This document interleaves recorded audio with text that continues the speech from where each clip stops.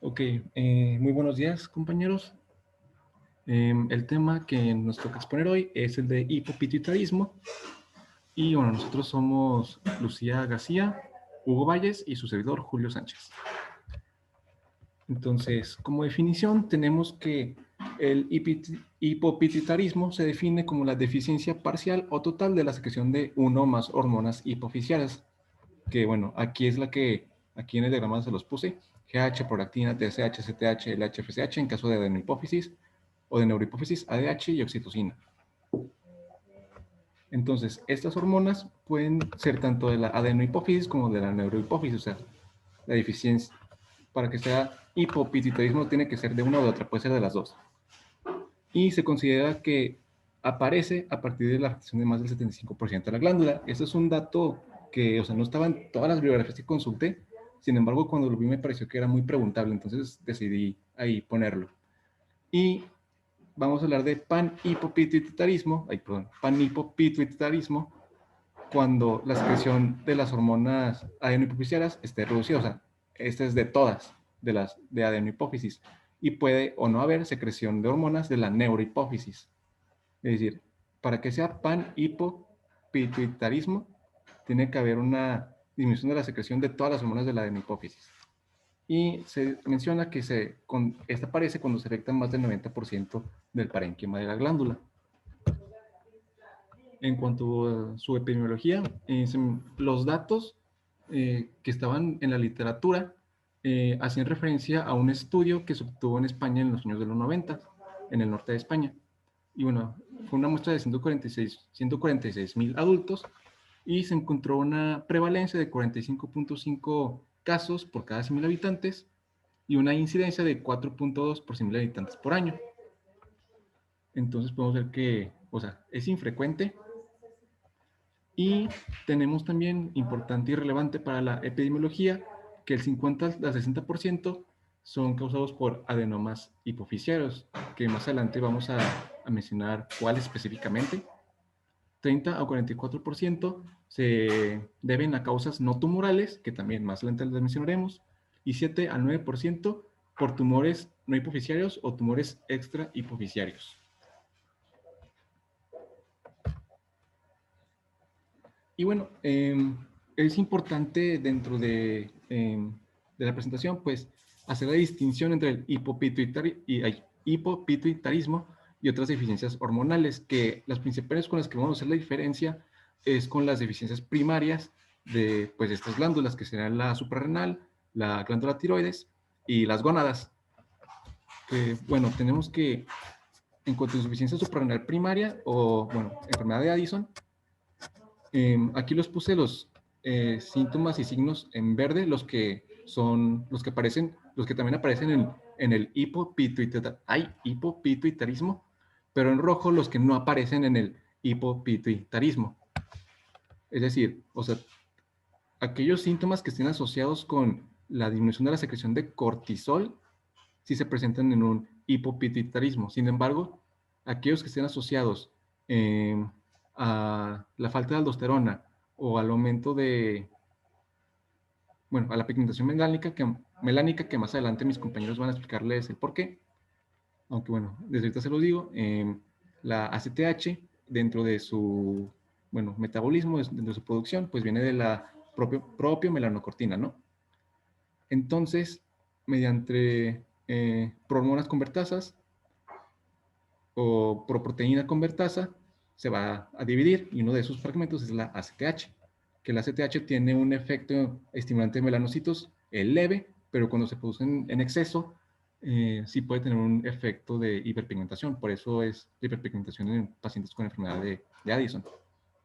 Aunque también existe la proproteína o prohormona convertasa 2, que va a dividir la ACTH, bueno, y los otros fragmentos en fragmentos más chiquitos que también tienen actividad estimulante de melanocitos, como la alfa, la beta y la gamma hormona estimulante de melanocitos. Entonces, esa es la diferencia, o sea, que en el hipopituitarismo, en donde haya deficiencias de ACTH, aquellos efectos que se deriven de falta de aldosterona y aquellos efectos de pigmentación melánica están ausentes, porque sabemos que la aldosterona está más bien regulada por el sistema de renin-angiotensina-aldosterona, no tanto por la CTH. En el hipotiroidismo primario, en el hipotiroidismo primario, tenemos que la presentación va a ser prácticamente idéntica en el de un hipopituitarismo que sea por deficiencia de TSH o hormona liberadora de tirotropina, al de un hipotiroidismo primario, que pues el problema está en la glándula en sí. Sin embargo, algo que sí no va a hacer la diferencia es que pues en un hipotiroidismo primario va a haber un aumento de la concentración de hormona liberadora de la hormona estimulante de tiroides, que más adelante mis compañeros van a hablar sobre ella. Y hablando del hipogonadismo primario, tenemos que también los cuadros de hipogonadismo son muy parecidos, o sea, son síntomas de infertilidad, menor densidad mineral ósea, pérdida de los caracteres sexuales secundarios. En los varones, pues, esto lo mencionamos en clases anteriores: disminución de la libido, disfunción eréctil; en mujeres, amenorrea con oligomenorrea. Sin embargo, en el hipogonadismo primario se menciona que es un hipogonadismo hipergonadotrópico, es decir, la falta de la retroalimentación negativa de parte de la testosterona o de parte del estradiol, bueno, de los esteroides pues, sexuales, eso no se va a dar, y eso va a estimular la secreción de LH y FSH, de las gonadotropinas, mientras que en un hipopituitarismo es un hipogonadismo hipogonadotrópico, por lo tanto, no va a haber secreción de, bueno, la secreción de gonadotropina está disminuida, por lo tanto también está disminuida la secreción de esteroides sexuales.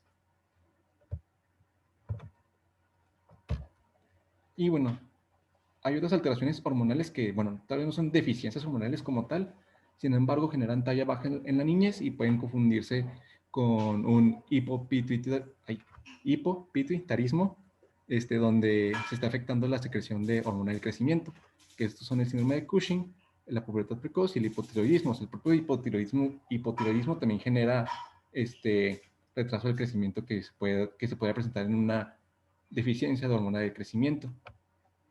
Y bueno, en el caso del síndrome de Cushing, de esto lo hablaron mis compañeros en la clase de ayer. Entonces, es un retraso del crecimiento con aumento de la adiposidad, o sea, es un peso no relativo a la talla.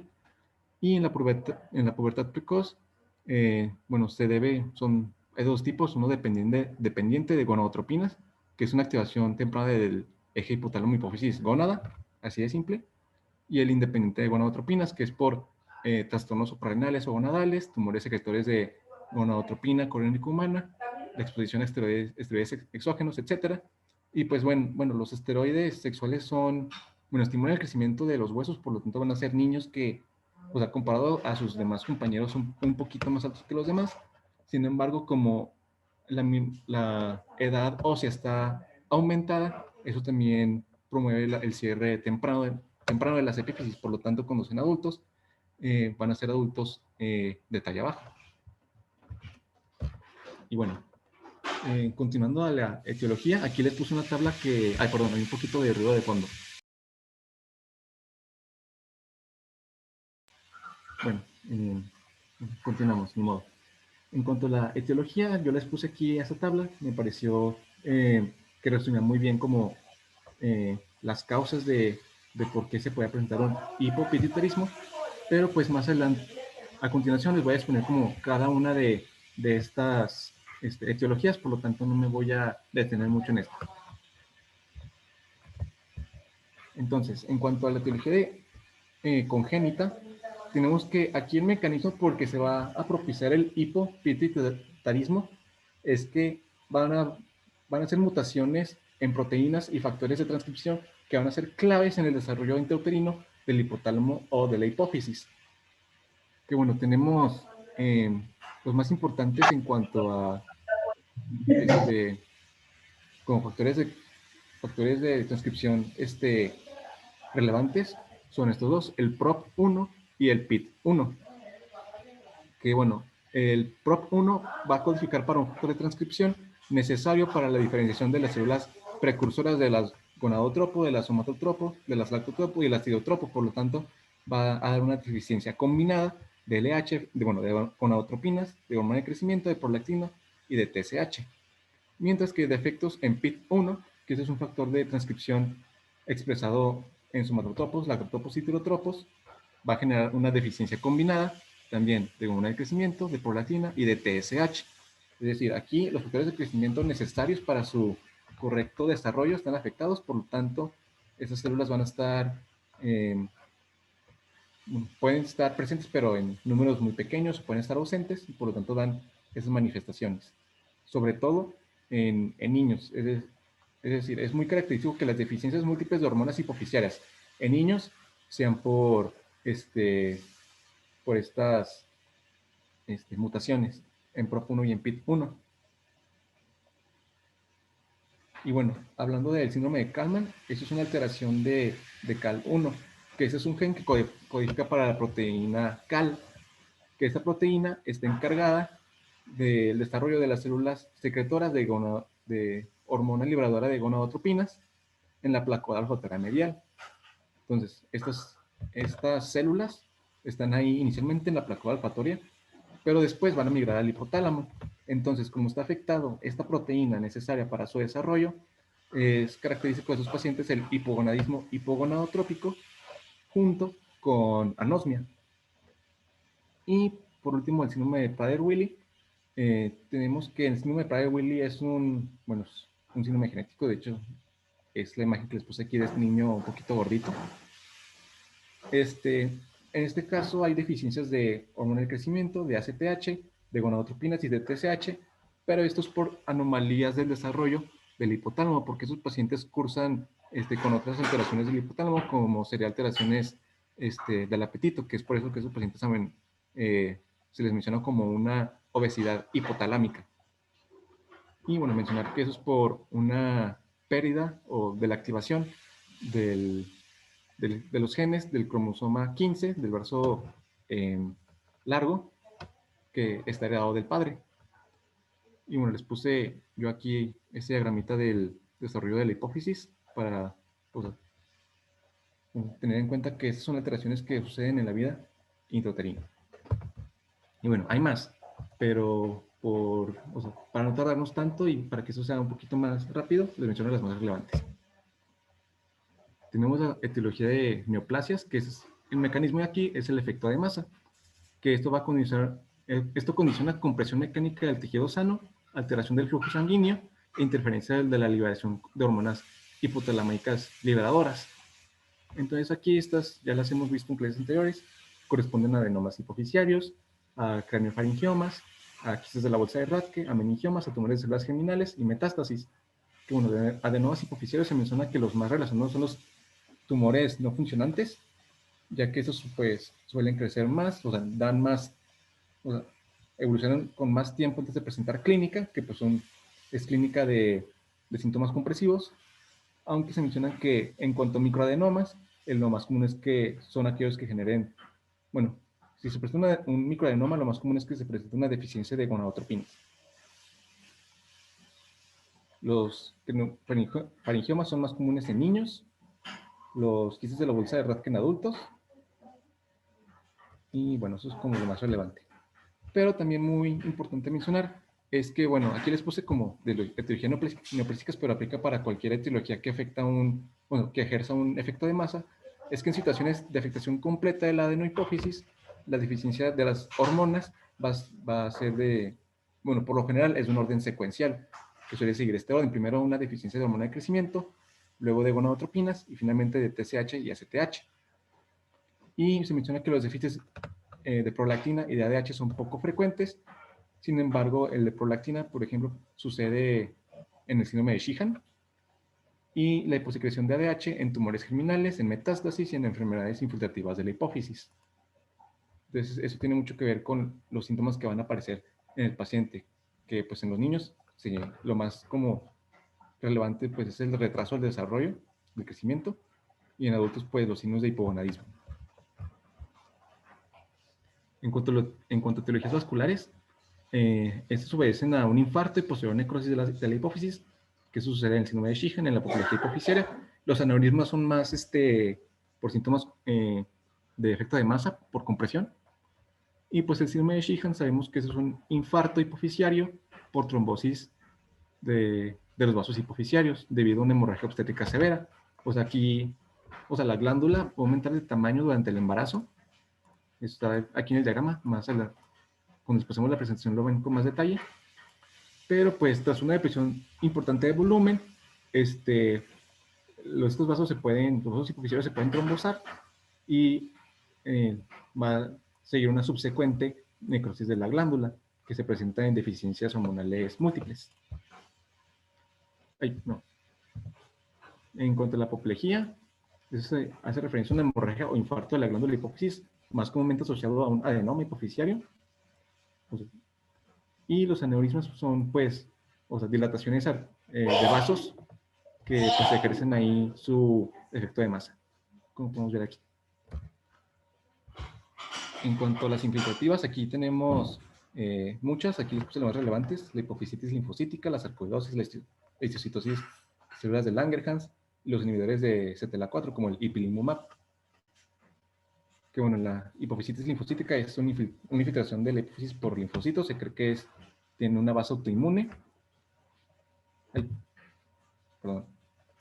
Y con deficiencia característica de ACTH y TSH en el 80% de los casos.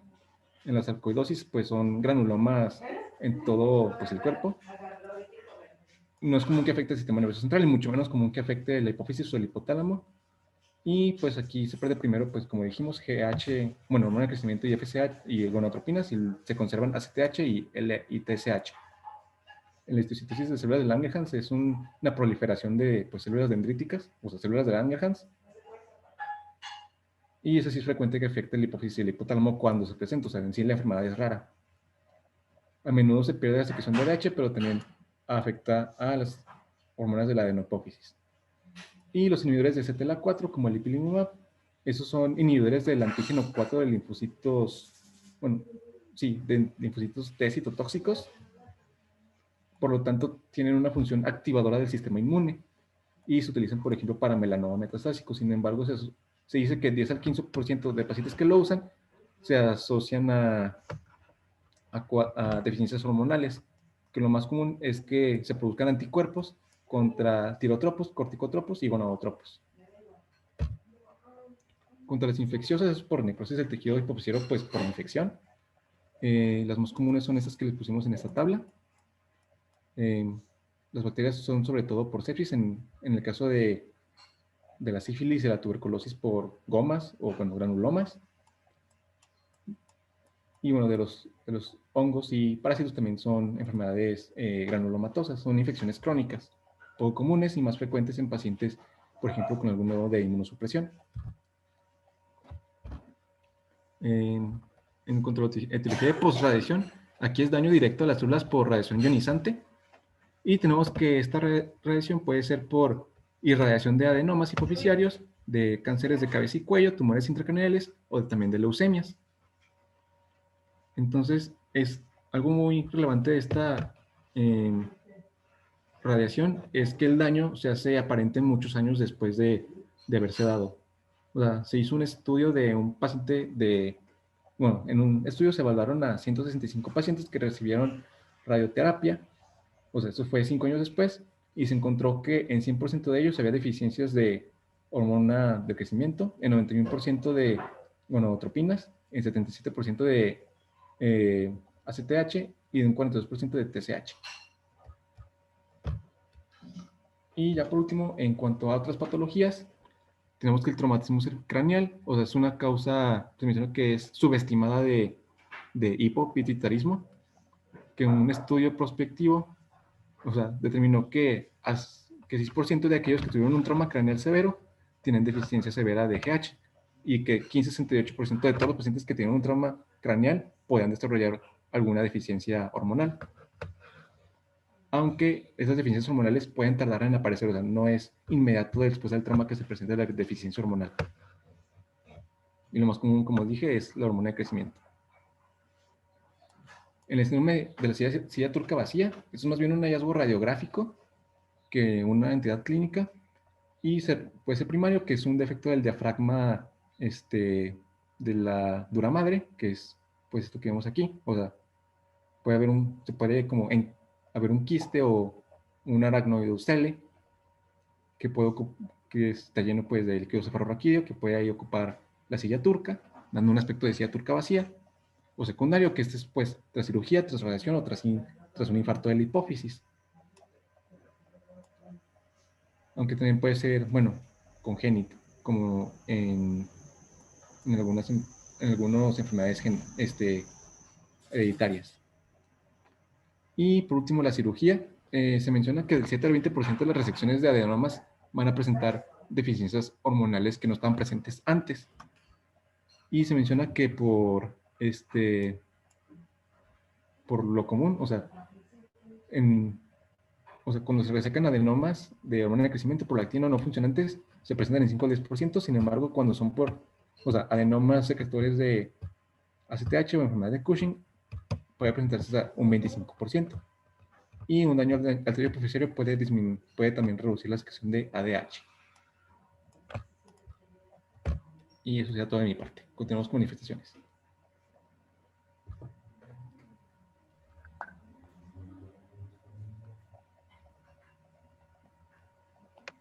Ok, bueno, respecto a las manifestaciones clínicas, espera, no.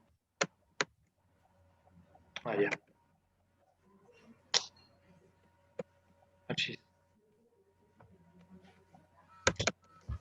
Es que yo todavía estoy teniendo el control. Tú dime con el cambio. Bueno, es que decía que tenía el control, pero bueno. De las manifestaciones clínicas, tenemos que estas se pueden presentar de maneras muy variables, porque tenemos hipopituitarismos que van a ser totales, que van a estar afectando a todas las hormonas, y otros pues que van a ser parciales o incluso aislados, donde no se van a estar afectando todas las hormonas o donde incluso puede afectarse nada más una única hormona. En ese caso pues, los vamos a conocer como aislados. Y lo que vamos a hacer para estudiarlas, pues es que vamos a ver cada una de las deficiencias hormonales, vamos a describir sus características clínicas y pues de esta manera vamos a estar relacionando las características con la hiposecreción y estas manifestaciones clínicas que ustedes vean aquí subrayadas,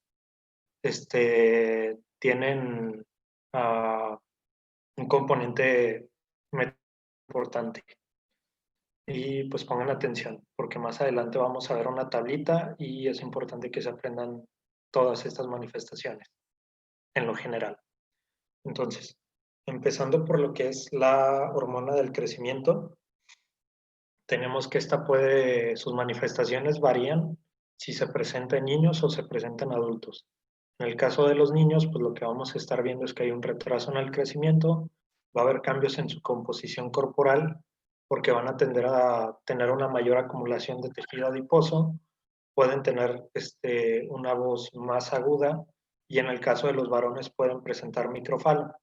Además de que estos pacientes presentan una propensión a la hipoglucemia. En el caso de los adultos, tienen muchas más manifestaciones o manifestaciones que son más evidentes. En este caso tenemos que tienen una menor calidad de vida porque se sienten con menos energía, tienen poca concentración, tienen una autoestima baja y suelen aislarse socialmente. Tenemos también cambios en la composición corporal. Los adultos empiezan a perder masa magra, mientras que por otro lado empieza a aumentar la cantidad de grasa que tienen. Y generalmente este aumento en el tejido adiposo suele adquirir una distribución abdominal o central. Y todo esto viene además acompañado de sobrepeso. Después tenemos alteraciones cardiovasculares, donde hay disfunción del ventrículo izquierdo. Los pacientes presentan además hiperlipidemia, en donde el aumento se da principalmente en lo que es el colesterol de baja densidad, aumenta también la polipoproteína B y el colesterol HDL suele tener leves disminuciones. Estos pacientes también tienen un aumento en la resistencia vascular y finalmente es más probable que desarrollen aterosclerosis por el aumento de la grasa abdominal, el sobrepeso, la dislipidemia y porque además, viene más adelante, desarrollan resistencia a la insulina. Estos pacientes también tienen una pérdida en su densidad ósea, lo que aumenta su riesgo de fracturas. Su piel tiene un aspecto más seco y adelgazado. Tienen una menor tolerancia al ejercicio, esto por la pérdida de masa magra y por las alteraciones cardiovasculares. Tienen también resistencia a la insulina y en los casos congénitos, llegan a tener también una disfunción de las células beta del páncreas. Entonces tienen una menor producción de insulina, pero únicamente en los casos donde la disfunción es congénita. ¿Le das a la que sigue, por favor? Ahora, en el caso de las gonadotropinas, pues las manifestaciones en el hombre es que presentan hipogonadismo, pérdida de líbido, impotencia, oligoespermia. Hay una reducción de la eritropoyesis, lo que puede estar asociado con una anemia normocítica, normocrómica. Disminuye también su densidad mineral ósea, entonces tienen una mayor predisposición a osteoporosis. Estos hombres también les empieza a crecer menos la barba, les crece menos el vello corporal, empiezan a perder masa muscular y también aparecen arrugas faciales finas. Mientras que en el caso de las mujeres, la manifestación clínica más evidente es la oligomenorrea o amenorrea. Presentan también una atrofia mamaria, hay una disminución en el vello púbico, también disminuye su densidad mineral ósea, predisponiendo a osteoporosis, tienen una disminución de las secreciones vaginales, pueden llegar también a presentar una atrofia vaginal y pues por último aparecen también arrugas faciales finas. ¿Le das a la que sigue? Después tenemos las manifestaciones clínicas por la disminución o la ausencia de la TSH, que pues ya lo habían mencionado, las características clínicas son muy parecidas a un hipotiroidismo primario, pero en este caso la diferencia es que las manifestaciones, aunque son las mismas, son menos intensas y en este tipo de pacientes es muy raro que lleguen a presentar bocio. Entonces, dentro de las manifestaciones que van a presentar, tenemos la intolerancia al frío, la resequedad de la piel, llegan a presentar problemas de memoria y de concentración, tienen bradicardia, estreñimiento, fatiga, presentan mialgia, edema periorbitario. Hay también una disminución de la producción de eritropoyetina, entonces también llegan a desarrollar anemia normocítica, normocrómica. Presentan también una hiperlipidemia, que sería como el factor metabólico más importante en este caso, y en el caso de los niños, pues llega a haber un retraso en el crecimiento. ¿Le das a la que sigue, por favor? En el caso de la corticotropina, tiene como manifestaciones más generales.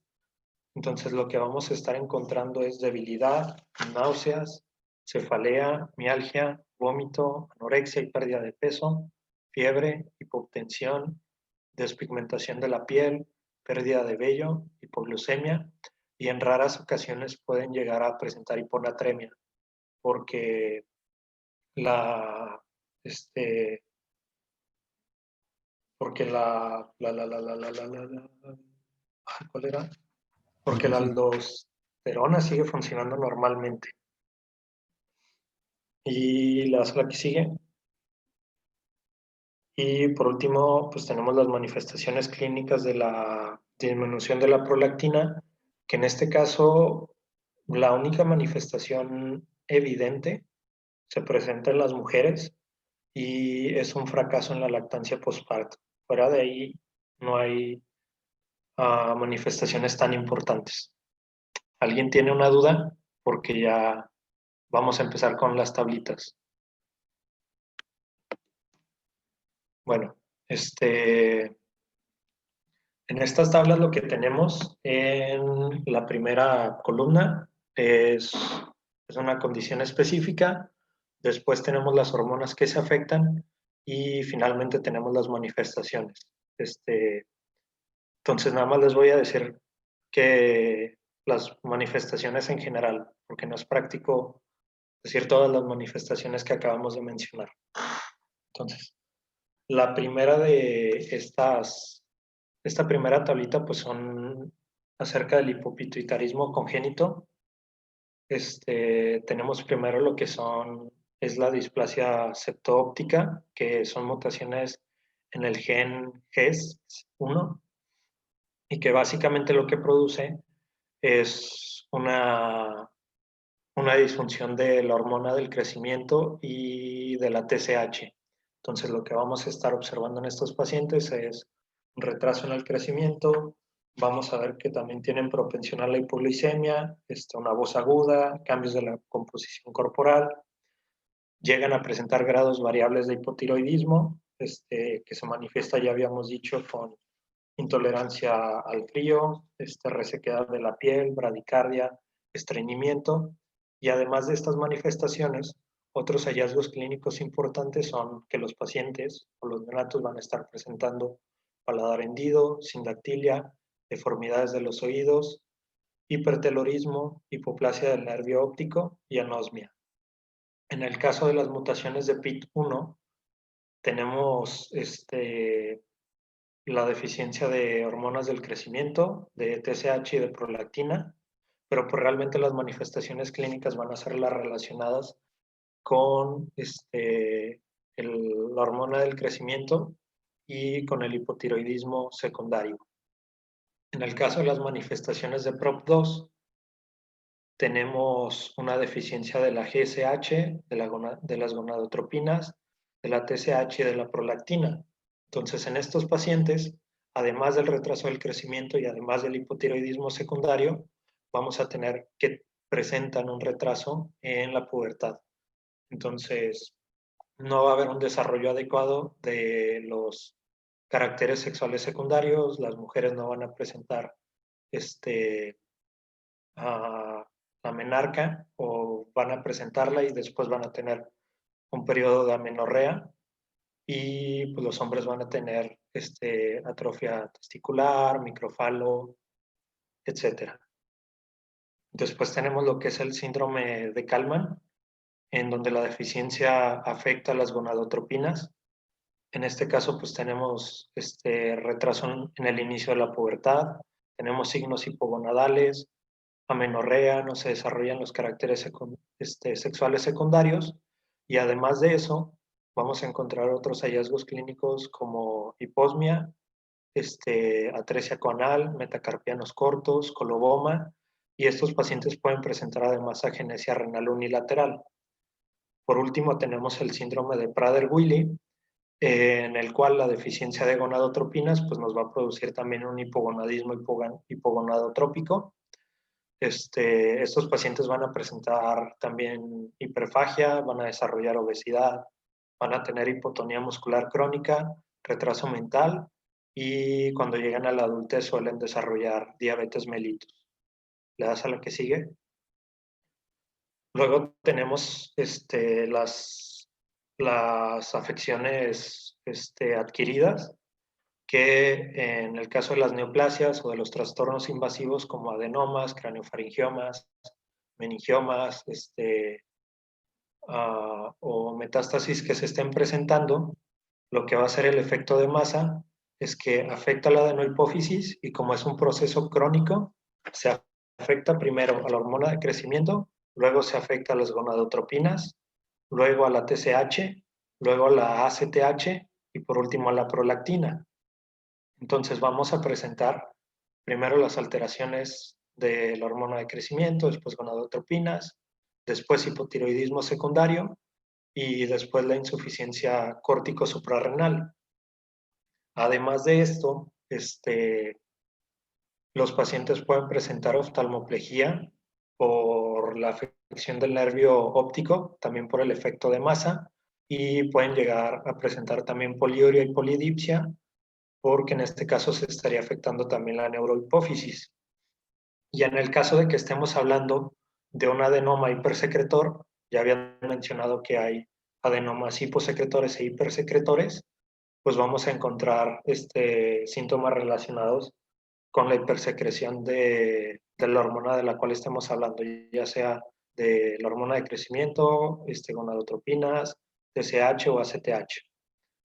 Después tenemos lo que son los infartos, que en este caso hay dos principales presentaciones. Uno es el síndrome de Shinnan, que son aquellos infartos que se presentan en la hipófisis después de una hemorragia, después del parto, y en este caso se manifiesta como un fracaso en la lactancia.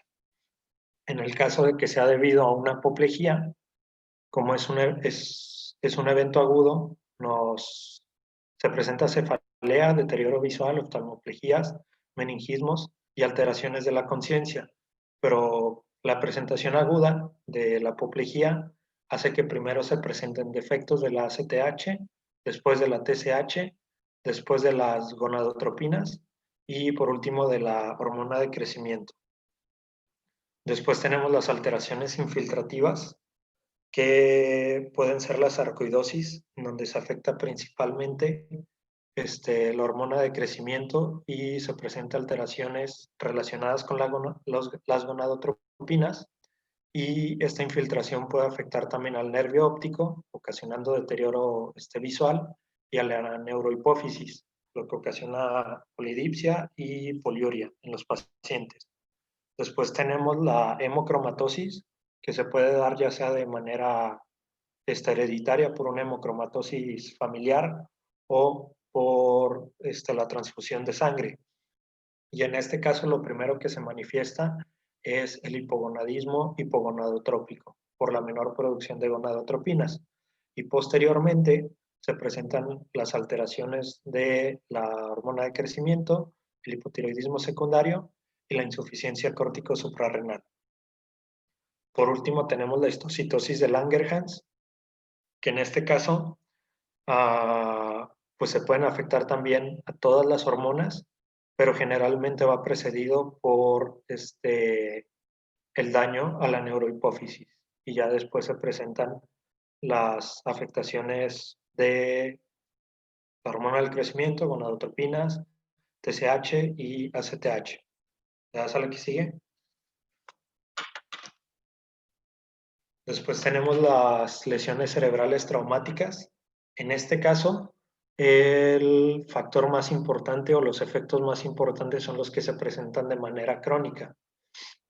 Y generalmente lo que sucede de manera crónica es que hay una menor producción de hormona del crecimiento, entonces pues se presentan las alteraciones relacionadas con ella.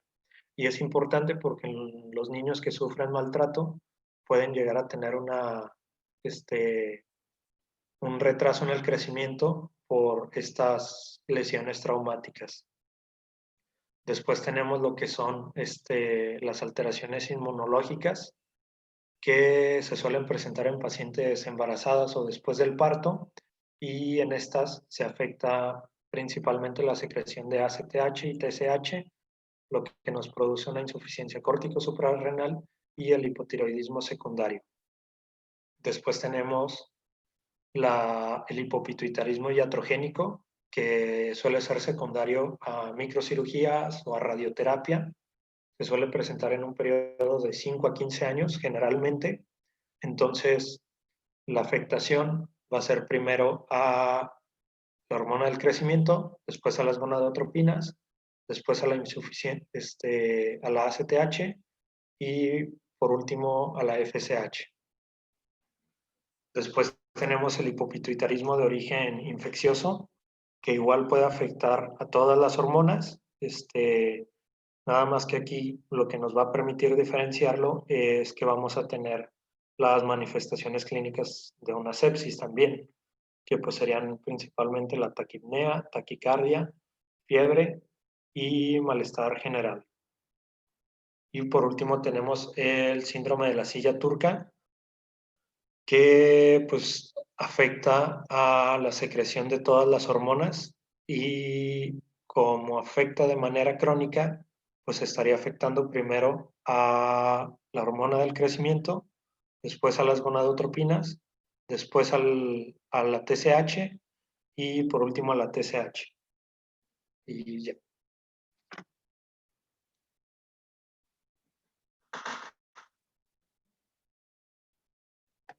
Bueno, si no hay dudas, ya vamos a pasar con los hallazgos de laboratorio.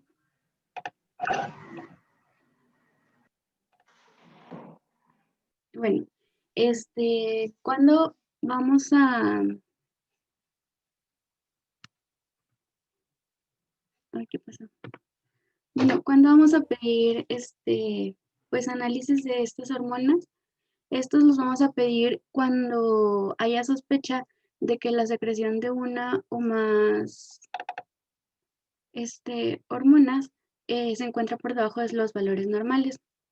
Esta sospecha pues la vamos a tener con base en, pues, en el estado clínico del paciente o bien si sabemos que presenta una lesión que pueda causar hipopituitarismo. Entonces, bueno, uno de los niveles una de las hormonas que vamos a medir es la corticotropina.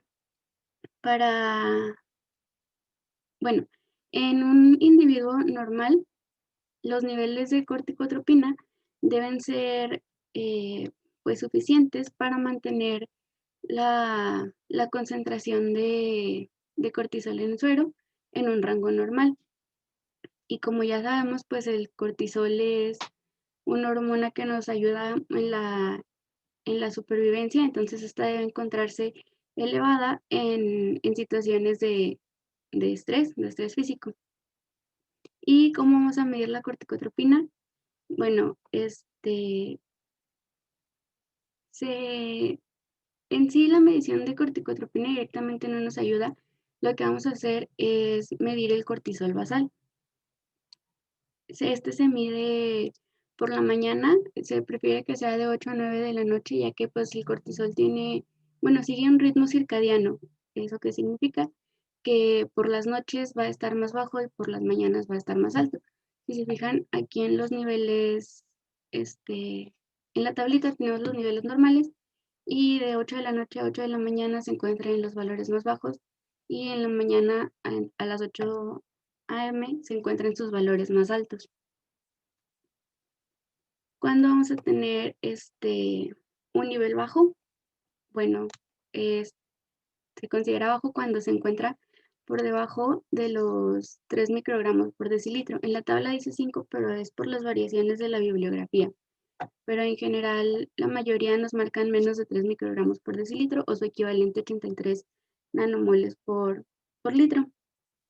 Esta se va a confirmar con una segunda determinación. Entonces, ya confirmando con esa segunda prueba, pues nos va a dar fuertes indicios de una deficiencia de cortisol. Y bueno, esto nos habla de que en un paciente que tenga un desorden que causa hipopituitarismo, pues este es el resultado de ese desorden. Y bueno, en un rango normal es aquellos que se encuentran por encima de 3 microgramos por decilitro, pero por encima de 3 y por debajo de 18. Ay, creo que lo puse al revés. Bueno, aquí nos habla de que la secreción de corticotropina es adecuada para mantener los niveles de cortisol adecuados en tiempos o en situaciones de estrés. Y se dice que un valor de cortisol indeterminado es aquel que se encuentra por encima de los 3, pero por debajo de los 18 microgramos por decilitro en pruebas persistentes, o sea que en repetidas pruebas en tiempos de estrés físico. Y cuando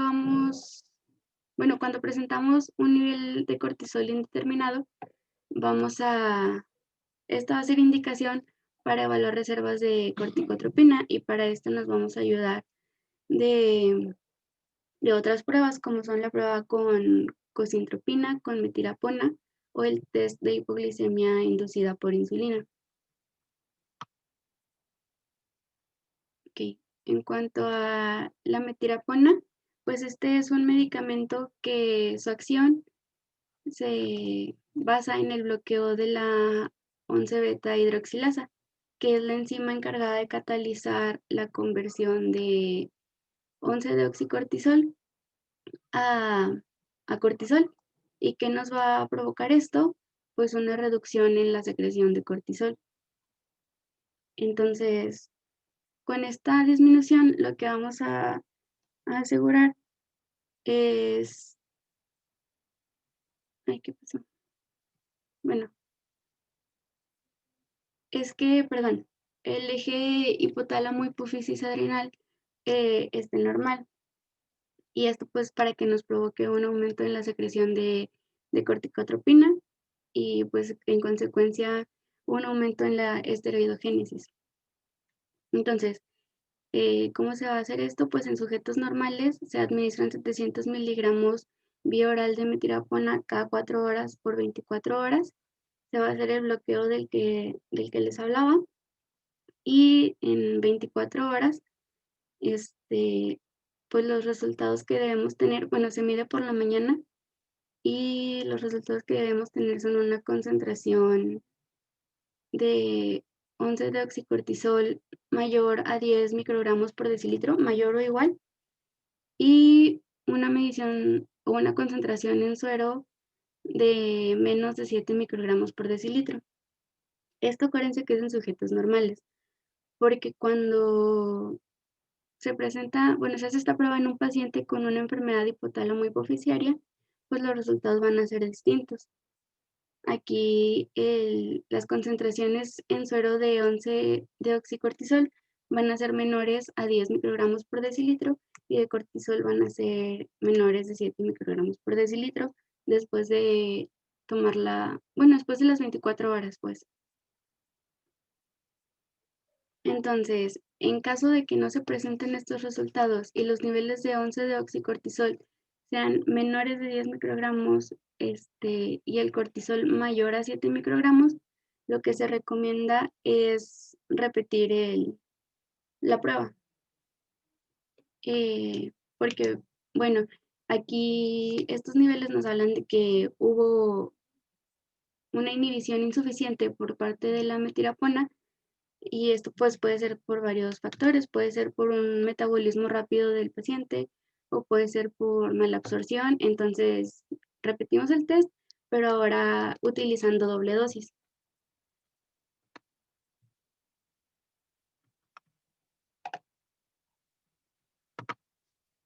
Ok, ahora el test con cocitropina.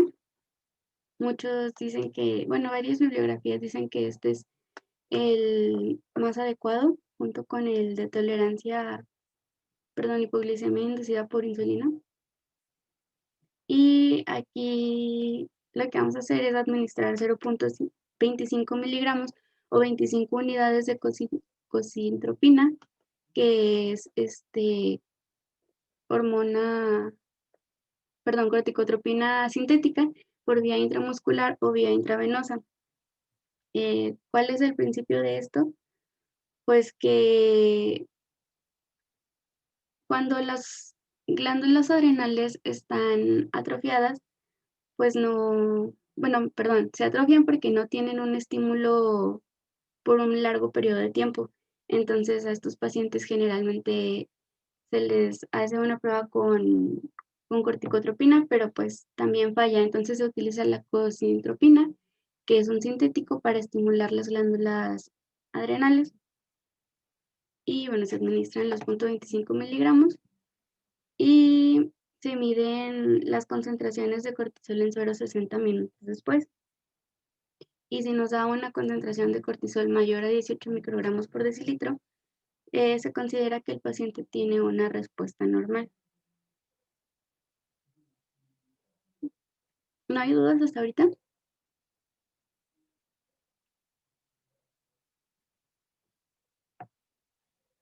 Y si no tiene una respuesta normal, ¿cómo se interpreta?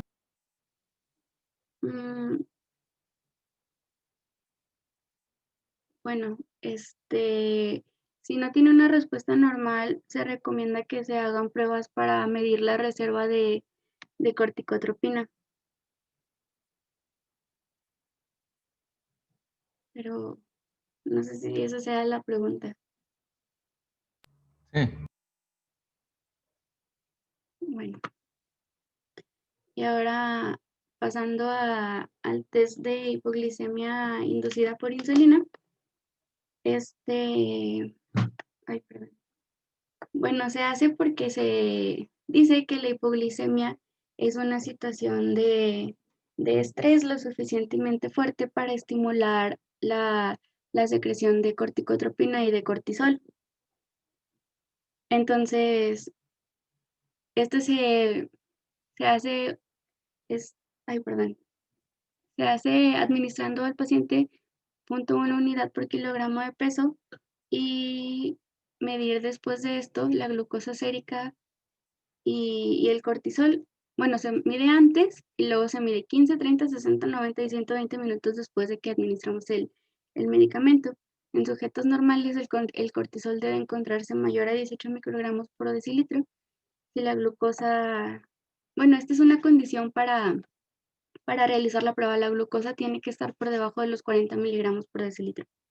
Aquí la desventaja es que pues el paciente tiene que,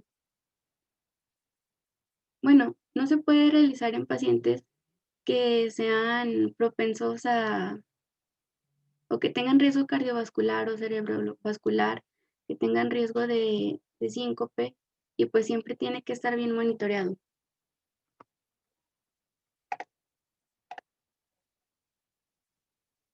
Ok, pasando a otra hormona, ya a la tirotropina, pues esta se va a utilizar en caso de sospecha de hipotiroidismo de origen central. Aquí pues la tirotropina se encuentra baja cuando se sospecha, perdón, cuando se trata del hipotiroidismo. En cuanto al hipotiroidismo, pues sabemos que se detecta con niveles bajos de tiroxina y un nivel alto de TSH. Esto cuando es de origen pues tiroideo. Cuando es de origen central, la T4 libre, que es la tiroxina total, se va a encontrar disminuida a normal y la TSH se va a encontrar disminuida o muy en raras ocasiones en un nivel normal. Esto por secreción inactiva de TSH. Aquí tenemos los valores normales y cualquier valor de T4 o de TSH por debajo de estos valores nos va a hacer sospechar de hipotiroidismo. Okay. En cuanto a las gonadotropinas, en los varones con hipopituitarismo, la hormona luteinizante suele encontrarse normal. En caso de que se encuentre baja, pues se recomienda hacer un análisis para calcular la testosterona y si se encuentra baja, pues nos está hablando de que el paciente presenta un hipogonadismo secundario. La testosterona, igual que el cortisol, se miden por la mañana, de preferencia entre las 8 y las 10 de la mañana, porque también siguen un ritmo circadiano. Y en mujeres, pues nos decía que en mujeres premenopáusicas que tengan enfermedad pituitaria o hipotalámica, pero con menstruaciones normales, pues no se recomienda hacer una medición de LH o de FSH porque pues una menstruación normal es el indicador más sensible de que la glándula, perdón, de que la función pituitaria y gonadal pues está intacta, está funcionando correctamente. ¿Cuándo se van a hacer estas mediciones? Cuando una mujer presenta oligomenorrea o amenorrea. Entonces, niveles de FSH y LH los utilizamos para descartar enfermedades ováricas. Y bueno, aquí tenemos los valores normales que varían dependiendo de la fase menstrual en la que se encuentre y en los varones van a ser constantes, siempre a niveles bajos. Ok, en mujeres se recomienda medir el estradiol sérico Y en caso de que se presente alguna falla, administrar medroxiprogesterona 10 miligramos por 10 días para verificar o para ver si logramos que exista un sangrado después de los 10 días. Entonces, en cuanto al estradiol, una baja concentración nos habla de que pues que es consecuencia de una deficiencia de gonadotropinas. Aquí pues lo que tenemos que hacer es considerar el tratamiento con estrógenos, y cuando se encuentra en niveles normales nos habla de una secreción normal de gonadotropinas que es suficiente para mantener la secreción de estradiol normal, pero es insuficiente para causar la ovulación. Bueno, en cuanto a la hormona del crecimiento, aquí pues los niveles basales de hormona del crecimiento no nos van a servir para distinguir entre una secreción normal a una inadecuada. Entonces, ¿qué vamos a hacer? Vamos a medir podemos hacer varias cosas, podemos medir otras hormonas, ya que pues la probabilidad de que responda la hormona del crecimiento a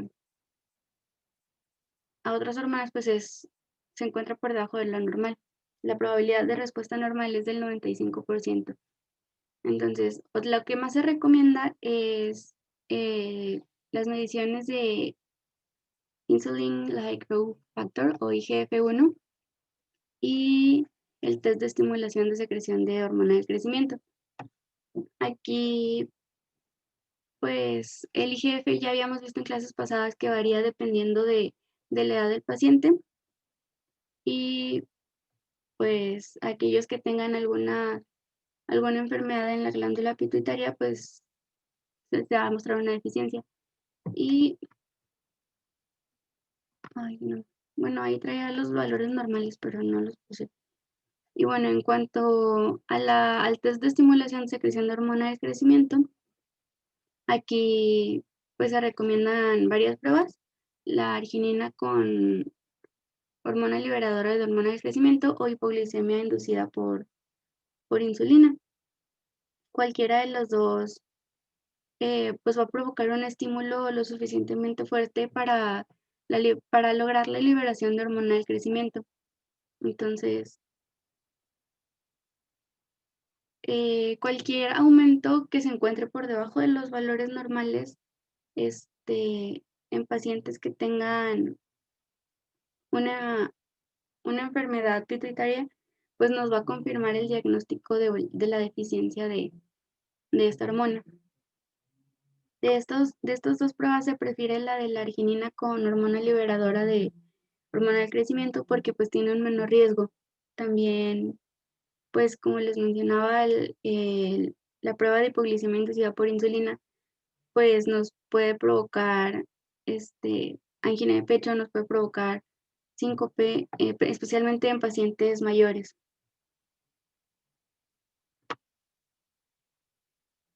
En cuanto a la prolactina, pues esta es una hormona que se utiliza casi siempre, o sea, su rol fisiológico va a ser el de la lactancia.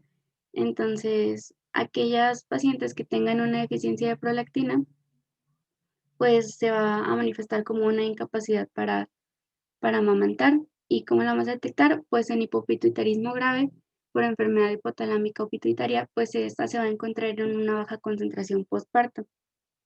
Aquí nos mencionaba que había mucha falta de información, ya que no se dispone de datos sobre las concentraciones séricas de prolactina en mujeres sin enfermedad hipofisiaria conocida que no puedan lactar. O sea, no hay un punto de comparación para poder estudiar mejor a estas pacientes. Entonces, en cuanto a las pruebas, pues no se puede realizar una prueba de rutina, ya que pues únicamente van a salir valores por debajo de lo normal, pero pues no hay un tratamiento disponible para corregir estas causas. Sigue todavía el tratamiento y ya se acabó la hora. Y bueno, el tratamiento pues es ponerle la hormona que le falta. Sí. Voy a ser breve en mis observaciones porque ciertamente ya terminamos la hora. En principio, quisiera que clase investigaran, porque nos dieron una serie de listas de las causas de hipopituitarismo. Por favor, investiguen cuáles son las más frecuentes y luego cuáles son las más raras. En términos generales, cuando tenemos una deficiencia de una de las hormonas de la blanco o la última hormona del eslabón del eje hipotálamo-hipófisis, glándula, voy a poner tiroides como ejemplo. Si yo tengo bajos niveles de hormonas tiroideas, pero tengo problemas pero tengo elevación de TSH, el problema es primario, es decir, la glándula blanco es la que está mal. La tiroides no fabrica hormonas y sube la TSH, como ya lo hemos entendido cuando hablamos de los ejes en las primeras clases. Pero cuando tengo una TSH baja y una T4 y una T3 baja, yo no sé si lo que está fallando es la TSH o la TRH. Entonces se hace una estimulación de TRH para ver cómo responde la TSH. Si la TSH responde bien, entonces el problema es el hipotálamo. En esa secuencia de estudios se pueden estudiar todos los ejes, excepto hormona antidiurética que no tiene un eje. Pero todos los ejes se pueden estudiar así. Todas las pruebas que nos dijeron, por favor, véanlas de esa manera muy simplista. Tengo el cortisol bajo, no sé si le falta ACTH o SRH. Mido ACTH, está alta, el problema es la suprarrenal. Está baja, hago una prueba con CRH y veo si responde, el problema es hipotalámico. Si no responde, el problema es de la hipófisis. ¿Se fijan qué sencillo? Bueno, y también clase, por favor, investiguen cuál es el orden de importancia para comenzar a sustituir a una persona con hipopituitarismo. Viendo que nos hemos pasado de tiempo y que los temas en realidad son muy apasionantes y las presentaciones están muy buenas y completas, quisiera que meditaran la posibilidad, sin que sea desde luego algo ya hecho, ¿qué tal que cambiemos el horario de todos los días de 7 hasta las 10 de la noche? No, no es cierto, de 7 a 8 y media, o que no nos dé pena pasarnos como ahorita, pues. Piénsenlo y medítenlo y me lo comentan el lunes. Que tengan buen fin de semana y les recuerdo que está abierta la invitación para que me manden en fin de semana las presentaciones que vamos a ver la semana que entra para que tenga oportunidad de darles algunos consejos o algo así. Chao, que estén muy bien, buen fin de semana. Igualmente. Hasta luego, doctor. Gracias, Feliz Doc. día. Gracias, Doc. Feliz día, doctor.